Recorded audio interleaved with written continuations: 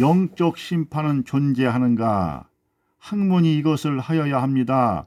이단 사입이나 맹목적인 잘못된 종교에 맡길 일이 아니란 말씀입니다. 정통 학문을 10년 한 후에 주역을 그대로 해석하면 거기에 길이 있습니다. 주역엔 길이요 진리요 생명이 있습니다. 고향은 이 세상에서 한 번 지나가고 그 다음에 죽음만 있을 뿐이라고 생각하니 눈앞에 보이는 육신의 정욕과 안목의 정욕과 세상 자랑에 여념이 없으니 이 나라 이 백성들이 길을 잃은 양처럼 된 것입니다. 일생이 전부라는 것은 이치와 생명력이 아니지 않습니까? 우리가 글을 읽으면 그것이 보이지 않습니까? 아름다웠던 고향, 그리운 고향을 추억해 봅시다. 그 고향이 내세에서 재현한다면, 그것이 현세를 살아가는 사람 속에서 부활한다면 거기에 참 평화와 참 안식이 있습니다. 중국통이 말했다. 아름다운 고향의 추억이 없는 사람이나 고향이 악몽으로 떠오르는 사람은 어떡하겠습니까? 국내의 논객 B가 말했다. 세상 어느 누가 어머니를 그리워하지 않는 사람이 있겠습니까? 어릴 때 아름다운 추억이 하나도 없는 사람은 없습니다. 그 아름다웠던 추억 한 가지 그 고향이 내세에 있다는 것을 각인시켜 줘야 합니다.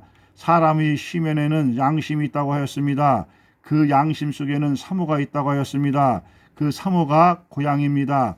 고향이 승화된 것이 참 안식과 참 평안입니다. 나도 내세에서는 고향이 아름다운 추억이 있어 나에게도 못다한 고향이 내세에서 이루어진다는 확신이 시면에 있도록 하는 것이 중요합니다. 이는 언급한 대로 주역에 기록되어 있습니다. 고향은 일생으로 소진불이하고 내세 이 고향 도래하느니라. 그것이 인간의 참평안과 참안식을 만들어냅니다. 깊은 우물 속을 가만히 들여다보면 샘물이 솟아나옵니다. 그것은 저절로 솟아나오는 것 같지만 따지고 보면 물줄기가 있지 않겠습니까?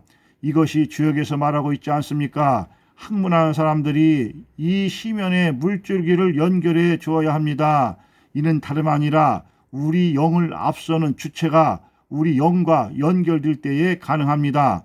사람이 독단적으로 사는 것 같지만 주역을 가만히 들여다보면 사람의 영을 앞서는 개체가 있는데 그것은 크게 두 가지라고 하였지요.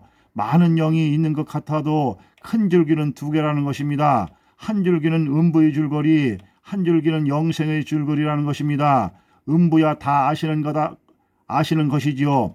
영생의 줄기가 참평화와 참안식의 줄기인데 그 줄기 영이 인간의 영을 앞설 때 고향이 제한된다는 것입니다.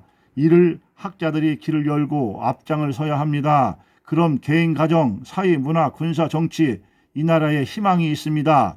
정신이 무장되면 물질은 그의 비례로 이루어진다고 주역은 이야기하고 있지 않습니까? 육체의 정욕과 안목의 정욕과 세상 자랑이 압도되는 것이 육적이 아니겠습니까? 그래서 궁극적으로 육은 악하고 궁극적으로 영은 선하다고 하지 않습니까? 사람의 정신, 혼, 마음, 생각이 육을 한계 이상을 따를 때에 죄가 되고 이 정신, 혼, 마음, 생각이 영을 한계 이상 따를 때에 선이 된다는 것인데 여기서 영을 한계 이상으로 따른다는 것은 정신이 선과 악이 충돌할 때에 그 한계를 다시 말해서 욕심의 한계를 넘으면 선이 된다는 것이라고 주역에 기록되지 않았습니까? 주역이 정통학문을 배제한 데서 나온 것이 아니라 정통학문을 진화시킨 것일 뿐입니다. 주역의 근거는 정통학문에 있지 않습니까? 중국통이 말했다. 그들이 토르는 장시간 이루어졌다. 그들은 저녁을 먹고 안채의 건넌방에 두 번째 여장을 풀었다. 어느 이는 예상은 한 일이지만 놀라지 않을 수 없었다. 사람이 10년 공부를 하고서 과거에 응시하여 등용하고도 중도에 하차하고 견문을 넓히려 대륙을 넘나들며 내노라 하는 학자를 만난다는 것은 이미 들은 적이 있지만 이렇게 확신 있게 토론을 통하여 구체적으로 듣지는 못했는데 이렇게 구체적으로 다 들으니 자기에게만 숲을 속에서 바늘을 발견한 것은 아니라고 생각하니 놀랍기도 하고 기쁘기도 하고 얼른 주역을 읽어보기를 고대하였다. 오빠의 서재에는 많은 책이 있다. 오빠에게 이미 어느 책이든 꺼내서 보라고 허락받은 지는 이미 오래되었으나 거기에는 주역책이 없었다. 오빠는 주역책이 왜 없어? 그날 수당문을 열고 하교하는 오빠에게 물었다. 응, 주역책은 과거 시험에 도움이 안 된대. 나도 할아버지에게 몇 번인가 물어봤지. 훈장님의 동료분들이 가끔 주역 이야기를 하는 것을 듣고 말이야. 그런데 할아버지는 그때마다 이런지하에 거절하셨어. 그리고 그 책은 할아버지가 주시지 않으셨어. 언의와 언경은 앞마당을 도란도란하며 안방문을 열었다. 오누이간에 참으로 보기 좋습니다. 할머니가 말했다. 그 말씀을 하신 할머니 얼굴은 밝았고 주름진 얼굴에 환한 웃음꽃이 피었다.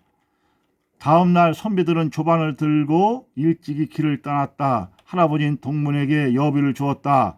특별히 예국통들에게 더 많은 신경을 썼다. 웬 노자를 이렇게 많이 주나? 중국통과 서양통이 동시에 말했다. 아무 소리 말고 받아두게. 약소 안 해. 허허 웃으며 그들은 다음을 기약했다. 라스테이스 20일-29 중에서